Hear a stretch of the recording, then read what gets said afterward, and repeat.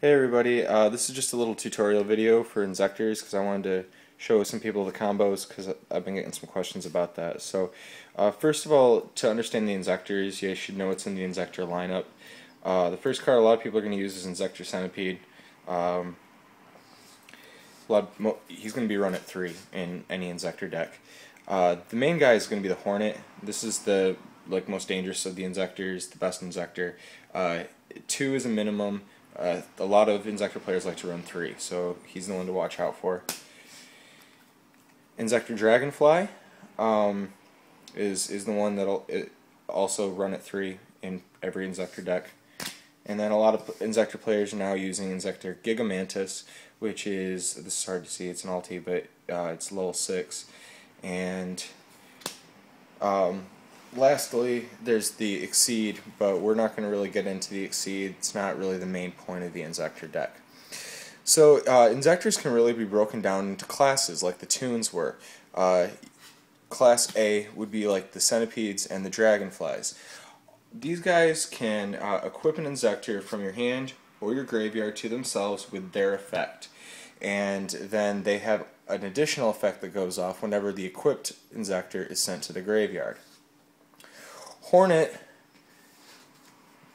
can send itself from an equipped position to the graveyard, as can actually the Inzektor Hopper, which isn't very popular. Most people won't use it, but it falls into the same classification as the Inzektor Hornet.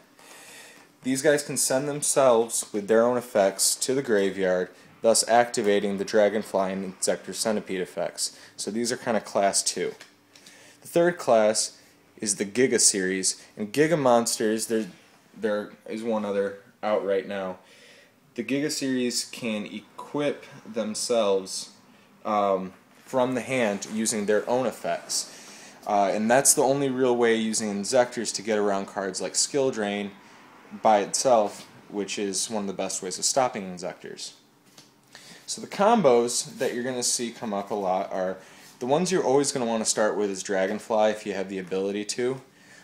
You normal summon the Dragonfly, and hopefully, if you've been doing it right, you have an Inzektor Hornet either in your hand or in your graveyard. You activate the Dragonfly's effect and equip the Hornet to it. Next, you're going to activate the Hornet's effect and send it to the graveyard.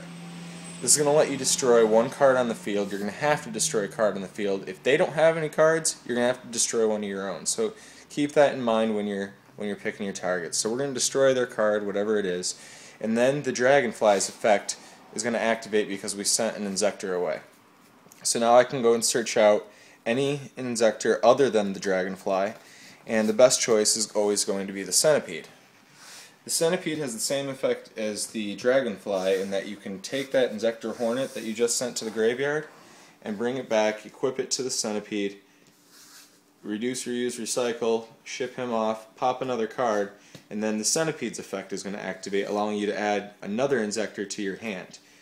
The good choices here are going to be the Dragonfly, so you can start this loop again next turn, or the Gigamantis, because the Gigamantis can use its own effect to equip itself to the Dragonfly. Now the Gigamantis has a secondary effect that if it gets sent to the graveyard while it's equipped, you can bring one of these guys back, but that's not going to happen very often at all. So really you're looking at just putting him out to bring up one of these guys to the 2400 base attack points. Good cards to use with Inzektors, if you're playing Inzektors, are going to be Foolish Burial. This is going to get your Hornet into the graveyard a lot quicker, so you can start getting your combo out. They are all dark, so you're going to definitely want to be running a copy of Allure of Darkness. Sanguine works in really, really well in this deck because it's a level 3. Your Dragonflies and your Centipedes are all level 3s, so it makes these guys really, really playable. These are the level 3s, or excuse me, rank 3s that I use. Levier the Sea Dragon comes in extremely useful when you're dealing with people who are going to start removing your cards from play. Giga Brilliant is a wonderful way to give your guys a little bit more attack because the Inzektors are kind of small. And then the Leviathan Dragon kind of becomes your boss monster a lot of times. The Inzektors also have an interesting effect that says whenever this level 3 here is equipped with another level 3, its level increases by 3, so this would become a level 6. That means if you've got a couple of these if you have a couple of these equipped like so, you can overlay into the Exobeetle. When you get the Exobeetle, your #1 target is either A, their boss monster like a Judgment Dragon that would be in their graveyard, or your own Gigamantis. And how Gigamantis and Exobeetle combo well is the Gigamantis will raise Exobeetle's base attack from 1,000 to 24. Exobeetle's effect will raise that attack another 1,200 points up to 3,600, and that just becomes a beater, a really good beater. Last, you're going to really need to watch out for cards like Skill Drain in this deck, so I really do recommend using a Royal Decree or 3.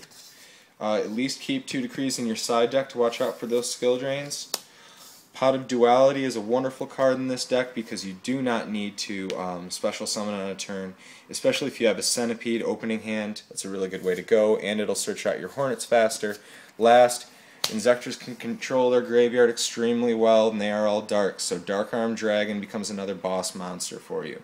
Alright, this has been kind of a tutorial. I hope you guys learned a lot. Peace.